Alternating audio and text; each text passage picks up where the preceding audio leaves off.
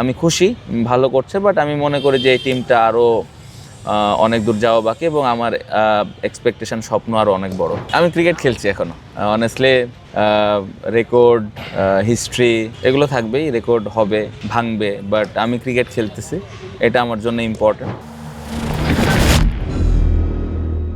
শান্ত, মানে এতগুলো historical moment, মানে কেমন লাগতেছে?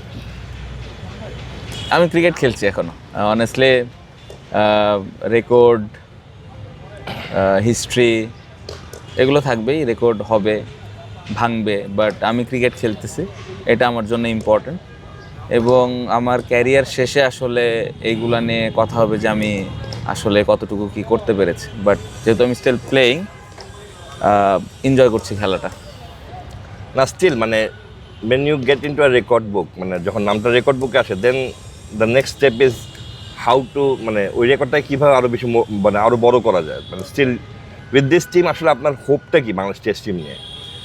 টু বি ভেরি অনেস্ট, আমি কিন্তু একদমই এই রেকর্ড সম্পর্কে মানে চিন্তিত ছিলাম না যে না 8টা টেস্ট ম্যাচ জিতে গেছি ক্যাপ্টেন হয়ে, অনেক বড় কিছু হয়ে গেছে, বা টেস্ট টিমটা 7 নাম্বার র্যাঙ্কিং আসছে, এটাও আমি বলবো এটা একটা বড় অ্যাচিভমেন্ট, বাট স্টিল আমার এক্সপেকটেশন, আমার ইচ্ছা, আমার স্বপ্নটা আরও বড়।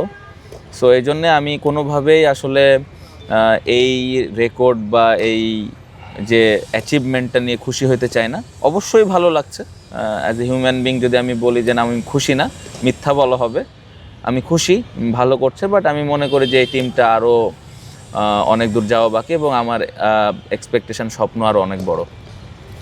শান্ত, টেস্ট দলের সবচেয়ে বড় মানে যে প্রশ্ন সেটা যে how difficult was it to মানে টেক দিস ডিসিশন যে আমরা, মানে যখন আপনি প্রথম ম্যাচটা জিতে গেলেন, তারপরে সিলেটের মাটিতে আমরা একটা স্পোর্টিং উইকেটে খেলবো, মানে instead of going for a flat wicket, এই ডিসিশনটা আপনার নিয়ে কতটা মানে ডিফিকাল্ট ছিল? ডিফিকাল্ট ইন দ্য সেন্স যে বেসিক্যালি এরকম ক্ষেত্রে আমরা কি দেখি যে আমরা একটা ফ্ল্যাট উইকেটে চলে যাবো, বিকজ একটা ম্যাচ জিতে গেছি, let's play a bit defensive মাইন্ডসেটটা আমাদের, মানে যদি আমরা মানে হিস্টোরিক্যালি যদি আমরা বাংলাদেশের ক্রিকেটটাকে দেখি, মানে এইটাকে একটা ডিফিকাল্ট ডিসিশন ছিল না, but in fact both the test playing in a sporting wicket, মানে অবশ্যই এটা ডিফিকাল্ট বলবো না, এটা নতুন একটা এক্সপেরিয়েন্স আমাদের জন্যে।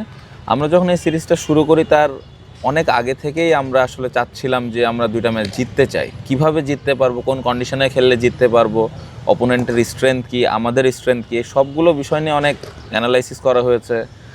সিনিয়র প্লেয়ারদের সাথে কথা বলা হয়েছে, কোচিং স্টাফ থেকে শুরু করে সিলেকশন প্যানেল, সবার সাথে একটা ডিসকাশনের পরে আমি একটা জায়গায় এসে দাঁড়াইছিলাম যে আমার কাছে মনে হয়েছিল যে এই উইকেটটাতে আমরা খেলেছি স্পোর্টিং উইকেট, এই উইকেটে খেলতে পারলে আমাদের যে বোলিং এবং ব্যাটিং অপশন আছে আমরা ওই টিমকে হারাতে পারবো। সো আলহামদুলিল্লাহ আমরা সাকসেস হয়েছি, বাট আমি বলবো যে প্ল্যানটা অনেক আগে থেকেই করে রেখেছিলাম সবার সাথে ডিসকাশনের মাধ্যমে এবং সবাই ওটাতে এগ্রি করেছে। তাদেরও ভালো ভালো ফিডব্যাক ছিল, স্পেশালি আমি বলবো মুশফিক ভাই ছিল, মমিনুল ভাই ছিল, তাদের খুব ভালো ভালো ফিডব্যাকও ছিল। সো সব মিলে সবার সম্মিলিত একটা ডিসিশনে আমরা একটা ভালো রেজাল্ট করতে পেরেছি এবং ভবিষ্যতে এই অপোনেন্টের স্ট্রেংথ অনুযায়ী আমরা আবার সামনে প্ল্যান করে করে আগাবো।